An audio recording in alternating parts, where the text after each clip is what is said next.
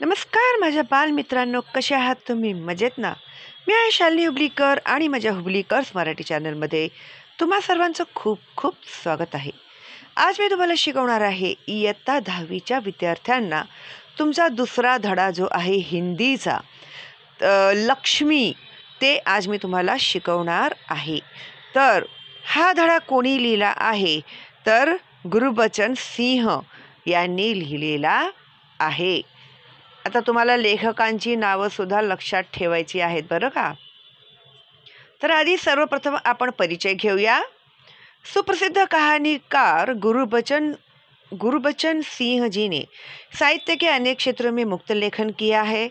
आपकी भाषा सरल और प्रवाही है, इसी वजह से आपका साहित्य रोचक बन पड़ता है. कारण की ते जे काही लिहितात ते अतिशय सोप्या भाषेमध्ये लिहितात, त्यामुळे त्यांचे जे काही साहित्य आहेत ते अतिशय सोप्या पद्धतीने सगळ्यांना समजते. आता ह्या धड्यासंबंधीची माहिती. प्रस्तुत संवादात्मक कहानी में कहानीकार ने दिए गए वचन के प्रति जिम्मेदारी और प्राणी मात्र के प्रति दया की भावना व्यक्त करते हुए पशु प्रेम दर्शाया है. म्हणजे प्राणी मात्रांवर आपण दया केली पाहिजे, हे ह्या धड्यामधून आपल्याला संदेश देण्यात आलेला आहे. लेखक का कहना है कि अनुपयोगी हो जाने पर भी प्राणियों का पालन पोषण करना ही मानवता है. आता अनुपयोगी होणे म्हणजे काय? आता समजा एखादं जनावर आहे, ते जोपर्यंत तरुण असतं, गुटगुटीत असतं, तोपर्यंत सगळेच जण त्याला प्रेम करतात, त्याचे लाड पुरवतात, हो की नाही? आणि तो घरातला आपला शोसुद्धा असतो. पण जर का तो म्हातारा झाला, आजारी पडला, मग तुम्ही टाकून देणार का त्याला? त्याच्याकडे दुर्लक्ष करणार का? त्याला जंगलामध्ये सोडून येणार का तुम्ही? तर हाच संदेश यांनी लक्ष्मी या धड्यामधून दिलेला आहे.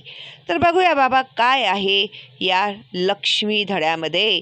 जेवढा उत्साह तुम्हाला आहे ना, तेवढाच उत्साह मला सुद्धा आहे हा धडा शिकण्याचा. ठीक आहे, चला मग सुरू करूया आपण. मुद्दाम झुमच ठेवला आहे मी, म्हणजे तुम्हाला कसं व्यवस्थित दिसेल. आणि हातामध्ये पेन्सिल घेऊन बसा, म्हणजे मी जे काही शब्दांचे अर्थ तुम्हाला सांगेन ना मुलांनो, तर ते तुम्हाला लिहायला बरं पडेल. आणि अधोरेखित करायला सांगते मी, जे महत्त्वाचे वाक्य असतात ते, तर त्याला अधोरेखितसुद्धा करायचे आहेत. ठीक आहे, तर त्यासाठी पुस्तक आणि पेन्सिल दोन्हीही घेऊन बसा. धडा 2, लक्ष्मी. उस दिन लड़के ने तैश में आकर लक्ष्मी की पीठ पर 4 डंडे बरसा दिए. आता मुलगा जो होता तैश में आकर म्हणजे अतिशय रागामध्ये येऊन असं वैतागतात ना, तर तशा प्रकारे तैश में आकर लक्ष्मी की पीठ पर 4 डंडे बरसा दिए. म्हणजे लक्ष्मी जी होती तिच्या पाठीवरती 4 काठ्यांनी त्याने फटके मारले. ठीक आहे. वह बड़ी भयभीत और घबराई थी. पण ती जी लक्ष्मी होती ती खूपच घाबरलेली होती. जो भी उसके पास जाता सिर हिला उसे मारने की कोशिश करती या फिर उछलती कूदती. आता तिला भीती बसली की कुणी आलं तर मला काय करतील, तर मारतील, म्हणून कुणीही जवळ आलं तर ती काय करायला लागली, मान हलवून असं त्याला दूर लोटू लागली किंवा आहे त्याच ठिकाणी ती उड्या मारू लागली. गले की रस्सी तोडकर खूटे से आजाद होने का प्रयास करती. आता तिला बिचारीला बांधून ठेवलेलं होतं रस्सीने. खुटा म्हणजे काय माहिती आहे का? ते लाकडी हे दांडा बांधलेला असतो ना, आणि जिथे त्या जनावरांना बांधून ठेवलेलं असतं त्याला म्हणतात खुटा.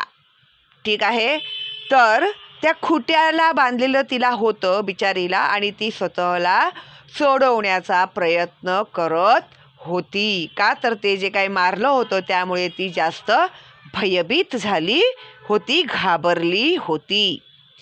करामत अली इधर 2-4 दिनों से अस्वस्थ था.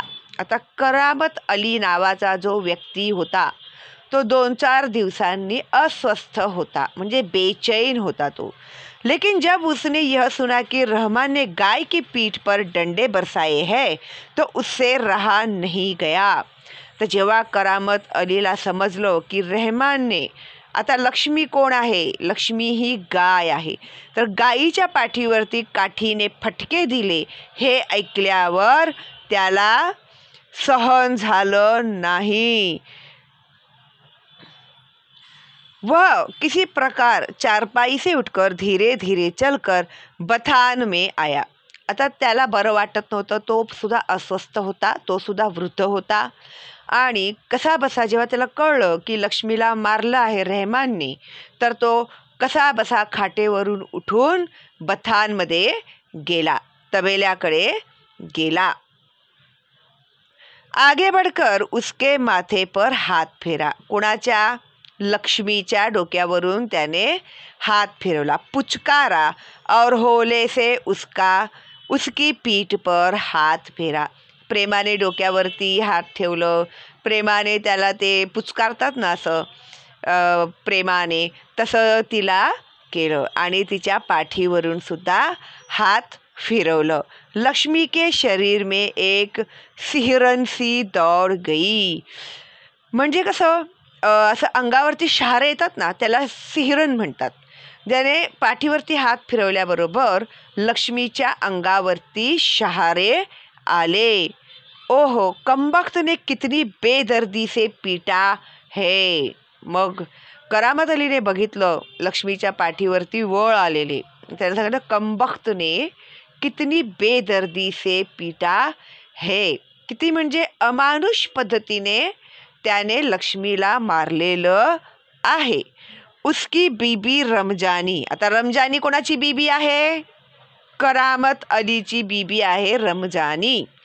उसकी बीबी रमजानी बोली, लो चोट की जगह पर यह रोगन लगा दो, बेचारी को आराम मिलेगा. आता तिने मारलेलं जिथे जिथे त्याला लागलं होतं, तिने सांगितलं की तिथे काय करा, एक रोगन म्हणून मलम येतं ना, ते असं औषधी वगैरे ते घरीच बनवतात बघा, ते तिने दिलं. म्हणजे ते लावा तिला, म्हणजे तिला जरा बरं वाटेल. करामत अली गुस्से से बोला, क्या अच्छा हो अगर इसी लाठी से तुम्हारे रहमान के दोनों हाथ तोड़ दिए जाए, कहीं इस तरह पीटा जाता है. आता लक्ष्मीला लागलेलं मार बघून करामत अलीला खूप राग आला. आता हा रहमान कोण होता, तर हा त्यांचा मुलगा होता. तर त्याने रागाने काय सांगितलं की तुझ्या मुलाचे ना ह्याच काठीने मारून दोन्ही हात तोडून टाकले तर कसं होईल. असं पण कुणी मारतात का जनावराला असं. रमजानी बोली, लक्ष्मी ने आज भी दूध नहीं दिया. तर लक्ष्मी होती ती गाय होती, तर लक्ष्मीने आज सुद्धा दूध दिलं नाही. तो उसकी सजा इसे लाठियों से दी गई. आता जर तिने दूध नाही दिलं तर तिला तुम्ही काठ्याने मारणार, तिला अशी शिक्षा देणार तुम्ही जर तिने दूध नाही दिलं तर. रहमान से गलती हो गई इसे वह कबूलता है.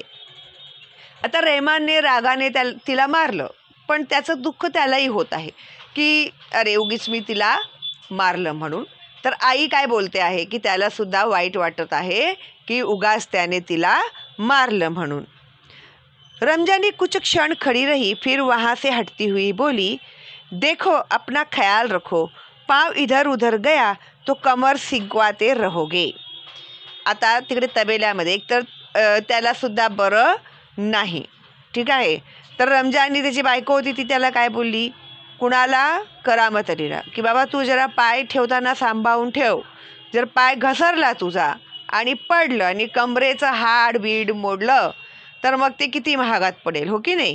जिंदगीभर कमर सिंकवाते रहो गे, म्हणजे आयुष्यभर कमरेला शेक घेत बसावं लागेल जर पडून तुला कमरेला मार लागलं तर. करामत अली ने फिर प्यार से लक्ष्मी की पीठ सहलाई, मुँह ही मुँह में बड़बड़ाया, माफ़ कर लक्ष्मी, रहमान बड़ा मूर्ख है.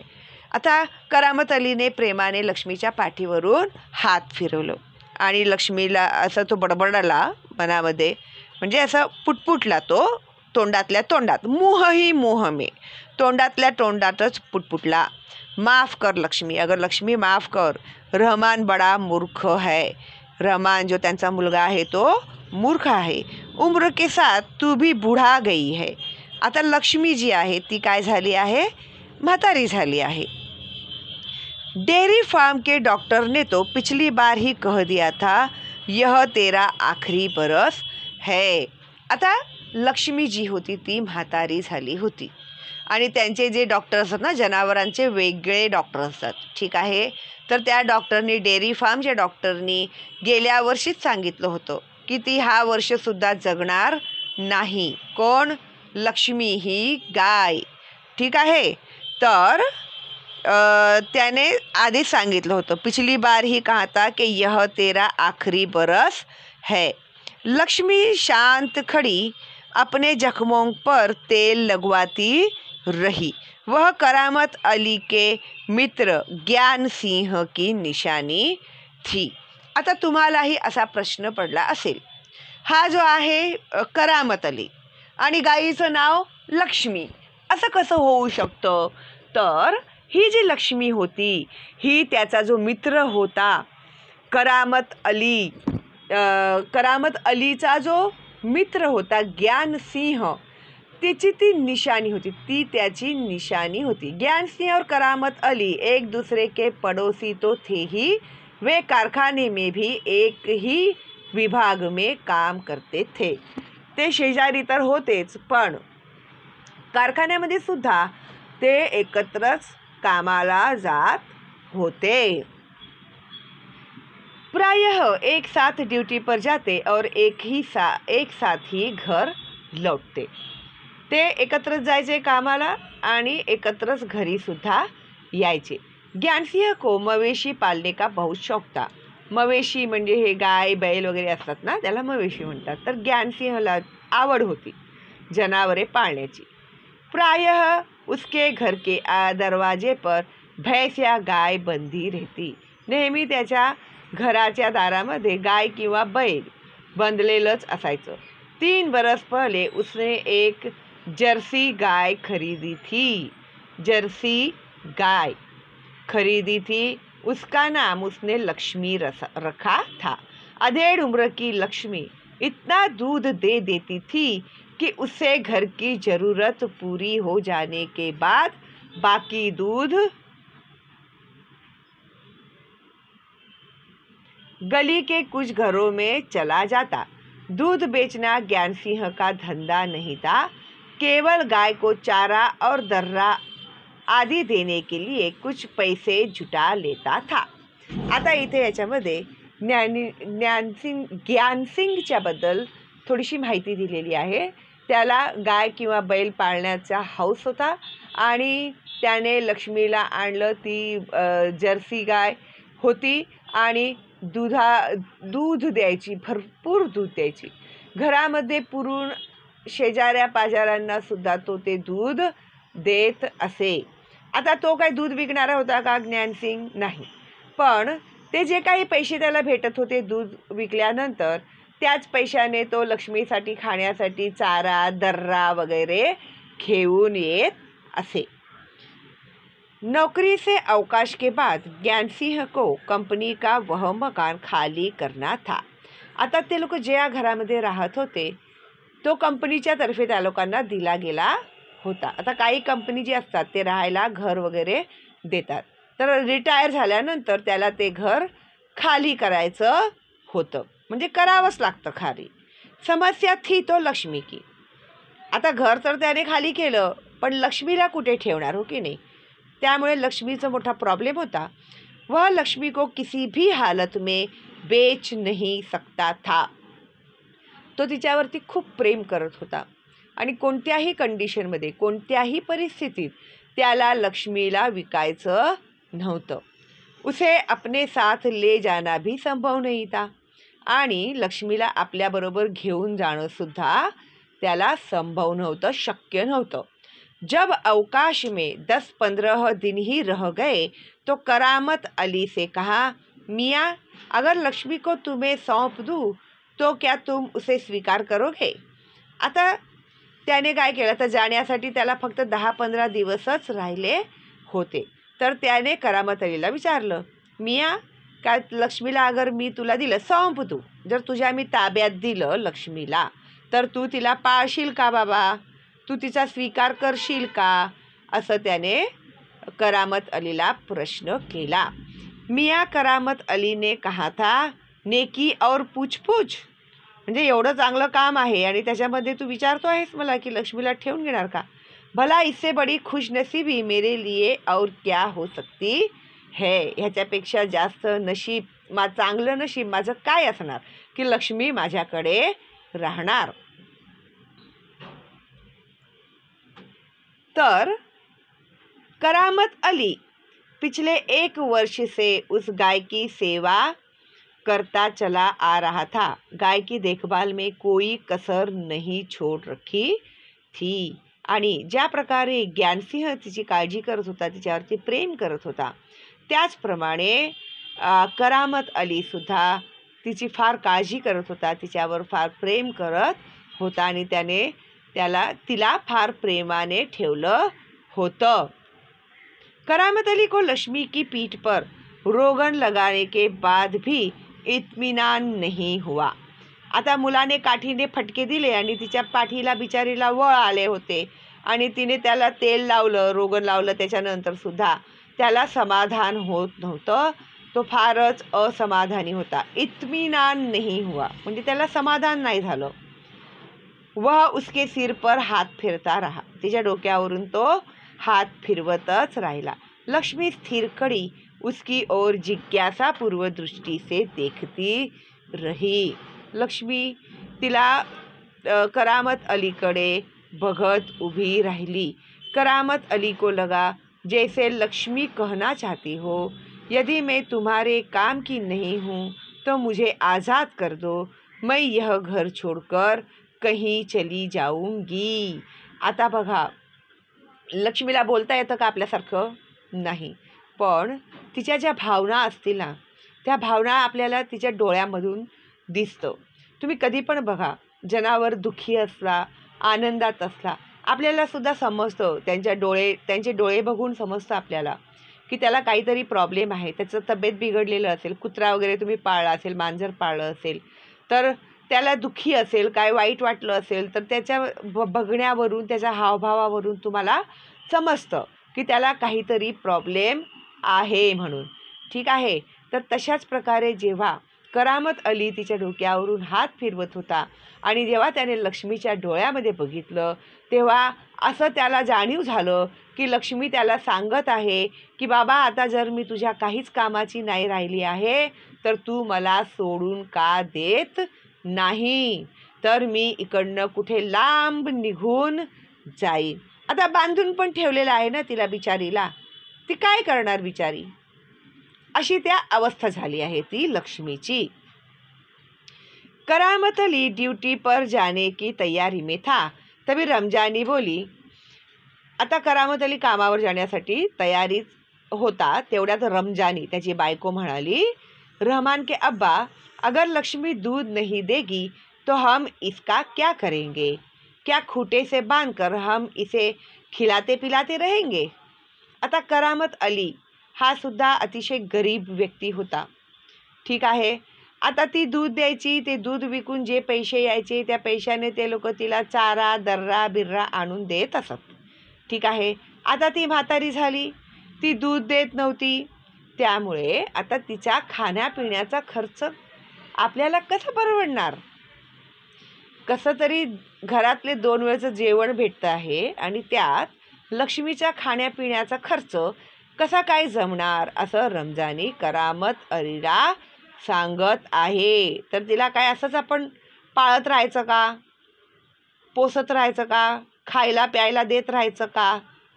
जानवर है, बंदा है, तो इसे खिलाना पिलाना तो पडेगा ही.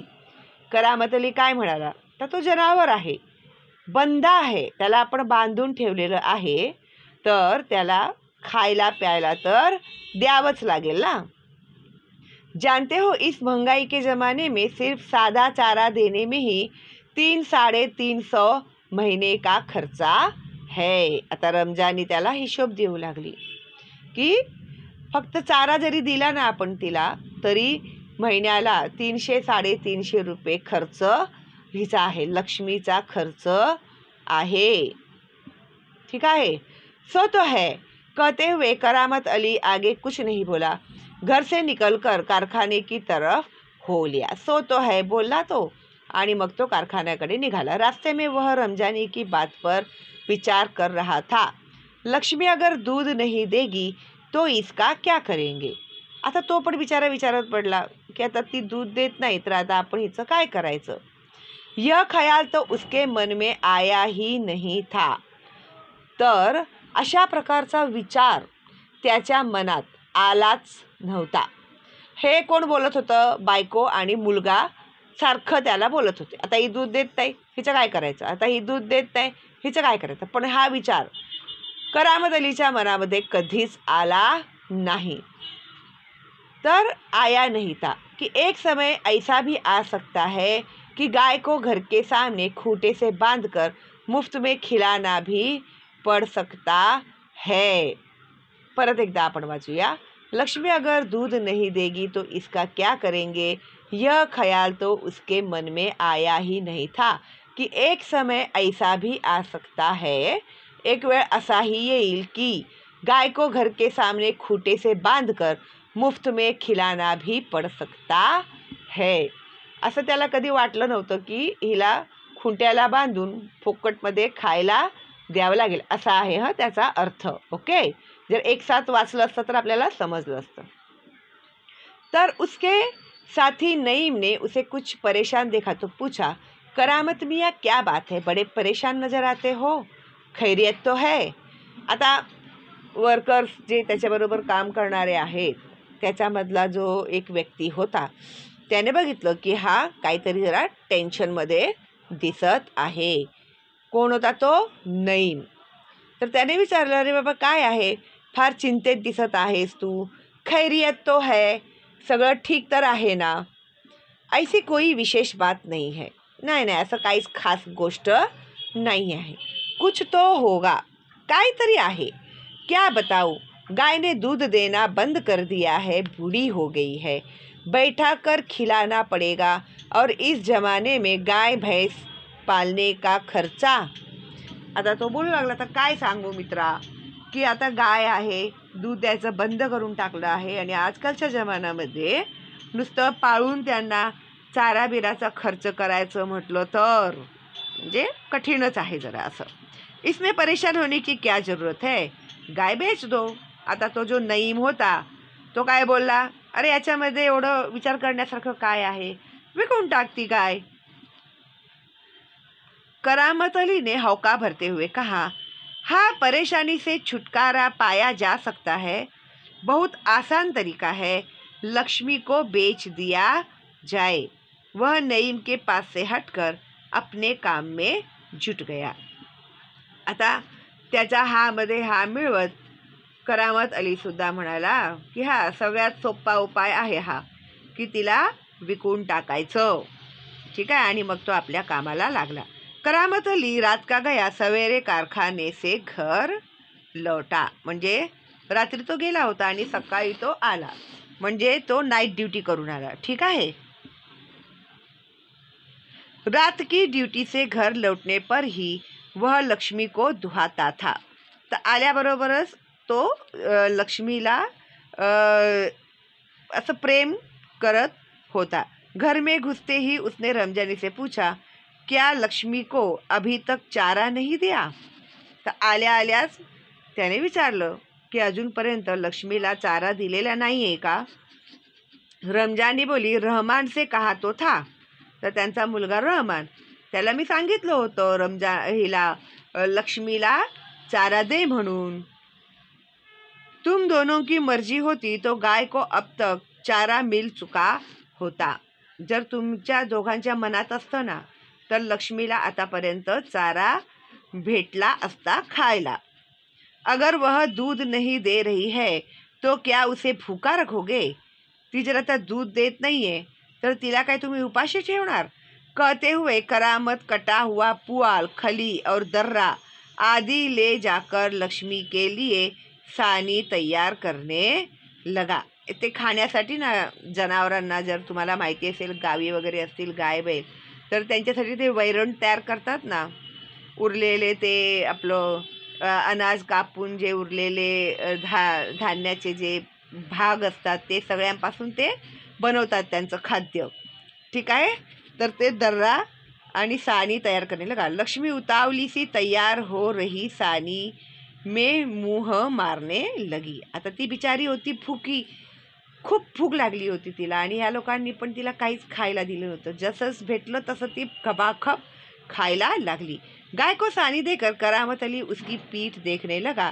रोगन ने अच्छा काम किया था, दाग कुछ हलके पड़ गए थे. मग तिला खायला दिल्यानंतर त्याने बघितलं तिच्या पाठीवर जे मारलं होतं ना त्याच्या मुलाने, रहमानने, तर त्याचे जे वळ आहेत ते तेल लावल्यानंतर थोडेसे बरे झाले होते. 10-15 दिनों से यूं ही चल रहा था. अशाच प्रकारे 10-15 दिवस गेले. एक दिन जब करामत अली ने पुआल लाने के लिए रमजानी से पैसे मांगे तो वह बोली, मैं कहाँ से पैसे दूँ? पहले तो दूध की बिक्री से के पैसे मेरे पास जमा रहते थे, उसमें से दे देती थी, अब कहाँ से दूँ? आता जेव्हा त्याने तिच्यासाठी पैसे मागितले तर ती बोली, दूध विकून जे पैसे भेटत होते ते जमवून ठेवत होती मी, आता कुठून देऊ मी पैसे? का तर लक्ष्मी आता दूध देत नव्हती, तर आता माझ्याकडे पैसे नाहीत.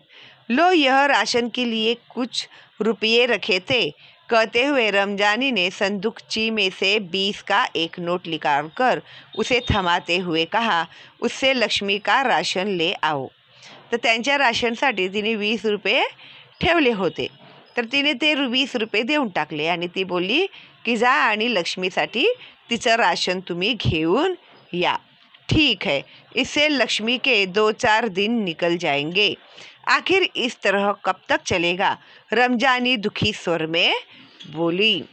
आता ते पैसे घेतले त्याने आणि बोलला की 2-4 दिवस तरी लक्ष्मीसाठी जेवणची व्यवस्था होऊन जाईल. पण बायको बोलली, आता हे अशा प्रकारे किती दिवस चालणार?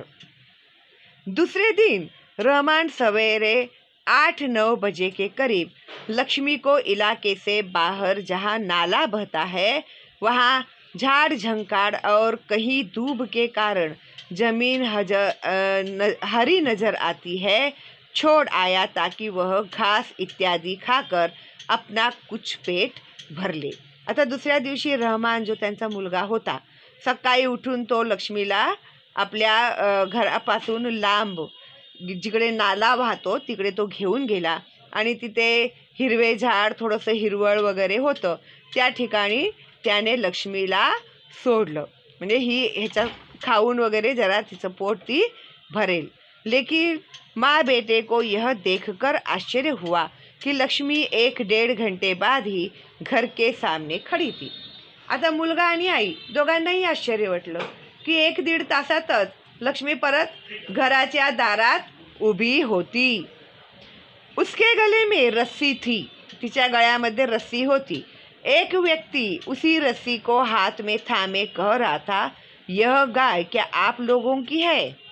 आता एक माणूस जो आहे तो तिच्या गळ्यामध्ये रस्सी घेऊन तिला तो तिकडे घेऊन आला आणि त्याने त्यांना विचारलं की ही गाय तुमची आहे काय?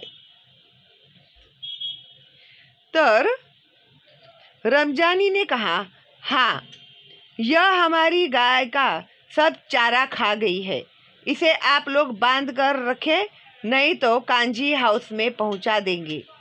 तर तो काय बोलला की ही जी गाय आहे हिने माझ्या गाईचा सगळा चारा खाऊन टाकला, तुम्ही हिला एकतर बांधून ठेवा, नाही तर कांजी हाऊस म्हणजे जिथे कापलं जातं ना त्यांना तिकडे सोडून येणार मी, असं तो बोलतो. रमजानी चुप खड़ी आगंतुक की बातें सुनती रही. आता तो जो व्यक्ती आला होता अनोळखी, तो जे काही बोलत होता ती गपचूप ऐकत होती. दोपहर बाद जब करामत अली ड्यूटी से लौटा और नहा धोकर कुछ नाश्ते के लिए बैठा तो रमजानी उससे बोली, मेरी मानो तो इसे बेच दो. तर लक्ष्मीला तिने विकायला सांगितलं. फिर बेचने की बात करती हो, कौन खरीदेगा इस बुढ़िया को? आता परत विकायचं बोलतेस तू, ह्या म्हातारीला कोण विकत घेणार? असं तो बोलला. रहमान कुछ कह तो रहा था, उसे कुछ लोग खरीद लेंगे, उसने किसी से कहा भी है, शाम को वह तुमसे मिलने भी आएगा. आता ती बोलली की त्यांचा जो मुलगा आहे रहमान याने काही लोकांशी बोलला आहे, तर ते लोक तिला विकत घ्यायला तयार आहेत आणि आज संध्याकाळी ते लोक तुम्हाला भेटायला येणार आहे। करामत अली सुनकर खामोश रह गया।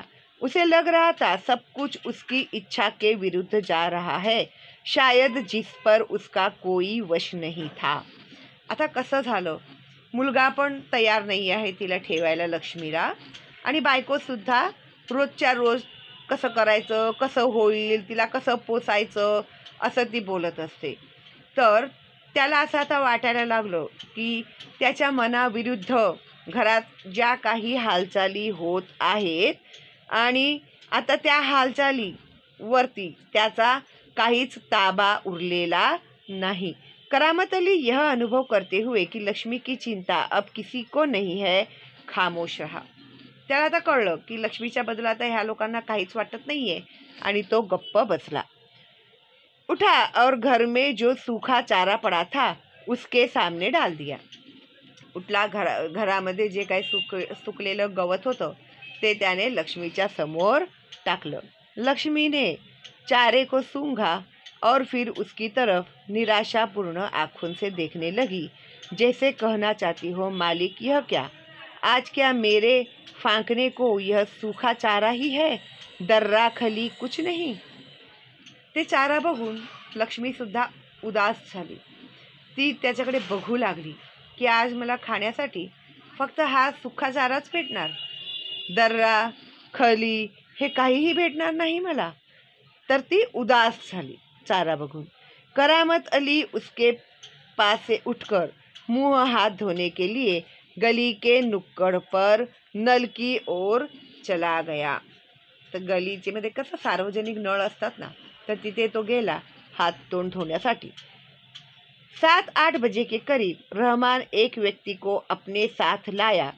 करामत अली उसे पहचानता था।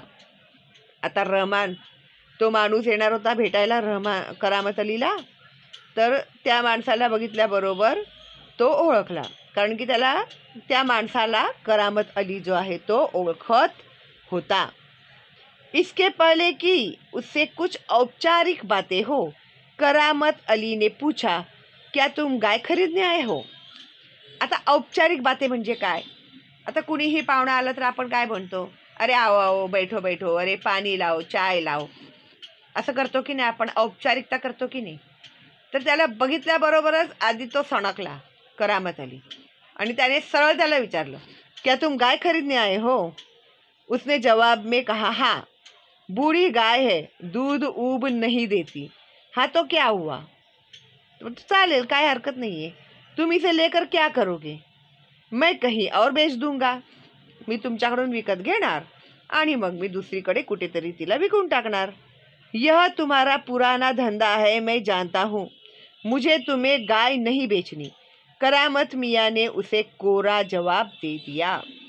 तो बोला, तुझा हा काय धंदा आहे ना, मला व्यवस्थित माहिती आहे, मला विकायचंच नाही आहे तुला गाय, मला माहिती आहे तू काय करतोस ते, असं बोलून त्याने त्याला एकदम तोंडावरतीच त्याचा नाही म्हणाला तो त्याला।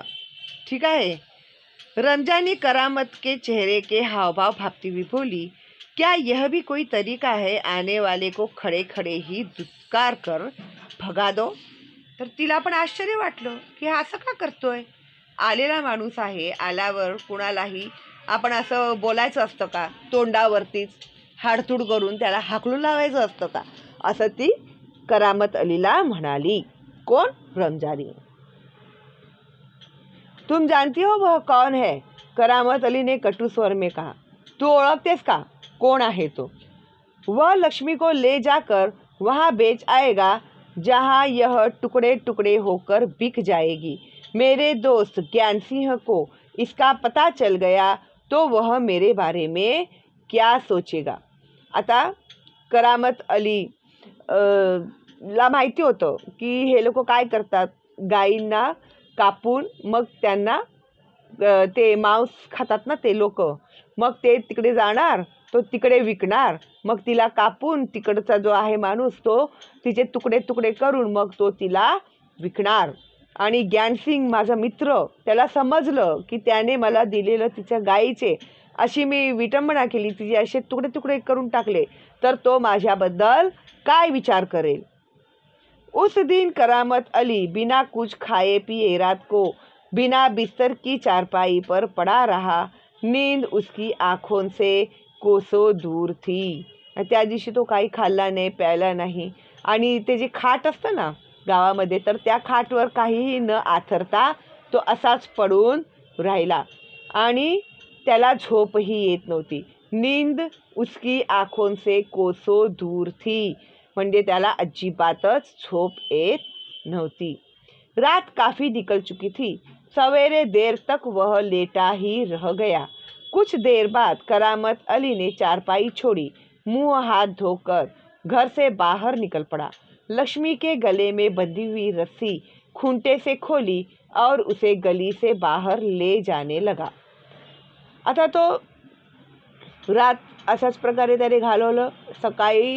सकाळपर्यंत उशिरापर्यंत तो असाच पडून होता खाटवरती, आणि थोड्या वेळनंतर तो उठला, हातपाय धुतले, तोंडबिंड धुतलं, आणि लक्ष्मीच्या जे बांधून ठेवलं ना खुंट्याला, तिला खोललं आणि तिला तो घेऊन गलीच्या बाहेर जाऊ लागला.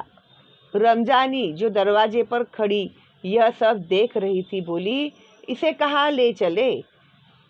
ती बघतच होती की हा काय करतोय, लक्ष्मीला घेऊन कुठे चाललाय. मग तिने विचारलं, हिला घेऊन तुम्ही कुठे चाललात. करामत अली ने कहा, जहाँ इसकी किस्मत में लिखा है. तिच्या नशिबात जिथे जायचं लिहिलं आहे तिथे मी तिला घेऊन जातो. वह लक्ष्मी को सड़क पर ले आया. लक्ष्मी बिना किसी रुकावट या हुज्जत के उसके पीछे पीछे चली जा रही थी. आता लक्ष्मीला सुद्धा कळलेलंच होतं की आता मी ह्यांच्या कामाची राहिलेली नाही आहे. तर तो जिथे तिला घेऊन जात होता ती गप्प त्याच्याबरोबर जात होती. करामत अलीच्या पाठीपाठी ती जात होती. वह उसकी रस्सी पकड़े सड़क पर आगे की ओर चलता चला गया. चलते चलते कुछ क्षण रुककर वह बोला, लक्ष्मी चल, अरे गौशाला यहाँ से 2 किलोमीटर दूर है, तुझे गौशाला में भरती करा दूंगा. गौशाला म्हणजे जिथे गायींना पाळतात, गायींचं पालन पोषण करतात. तर मी तुला आता काय करतो, तिथेच नेऊन सोडतो. वहाँ इत्मीनान से रहना, तिथे तू आरामात रहा. वहाँ तू हमारे घर की तुलना में मजे से रहेगी. आमच्या घराचं जर आपण तुलना केली तर तू तिथे जास्त मजेत राहशील. भले ही मैं वहाँ न रहूं, पर जो लोग भी होंगे मेरे ख्याल में तुम्हारे लिए अच्छे ही होंगे. मी तिकडे नसणार, पण तिकडे जे कोणी आहेत गायींचं रक्षण करणारे, पालन करणारे, तर ते लोक नक्कीच तुझी काळजी घेतील. मैं कभी कभी तुम्हें देख आया करूँगा, तर मी तुला कधी कधी भेटायला येईन. तब तू मुझे पहचानोगी भी या नहीं खुदा जाने. तेव्हा तू मला ओळखशील पण का नाही, खुदा जाने म्हणजे देवालाच माहिती. कहते हुए करामत अली का गला भर आया, उसकी आँखों में आंसू उतर आए. असं बोलता बोलताच तो रडू लागला आणि त्याच्या डोळ्यातून अश्रू येऊ लागले. चल लक्ष्मी चल, जल्दी जल्दी पैर बढ़ा. और वह खुद किसी थके मांदे बूढ़े बैल की तरह भारी कदमों से आगे बढ़ने लगा. लक्ष्मीला तर तो घेऊन जातच होता, पण त्याच्या मनावरती एवढं ओझं होतं की आता मी हिला तिकडे सोडून येणार. म्हणजे एक एक तो जे पाऊल टाकत होता ते पाऊल त्याला फार कठीण परिश्रम करून एक एक पाऊल टाकल्यासारखं होत होतं. का तर त्याला लक्ष्मीला शेवटपर्यंत बघायचं होतं, पण बायको आणि मुलामुळे त्याला मजबुरीने तिला त्या गौशालामध्ये सोडून यावं लागत होतं. आणि हे जे काही होत होतं ते करामत अलीच्या मनाविरुद्ध होत होतं आणि त्याचं मन फार भारी झालं होतं. ठीक आहे, तर अशा प्रकारे हा धडा झालेला आहे. पूर्ण. ठीक आहे.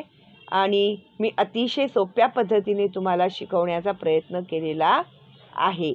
आता पुढे ह्याचा स्वाध्याय तुम्ही कशा प्रकारे सोडवणार, प्रश्न कशी समजून घ्यायची असतात आणि उत्तरं कशा प्रकारे लिहायचे असतात, ते सगळं मी तुम्हाला शिकवणार आहे.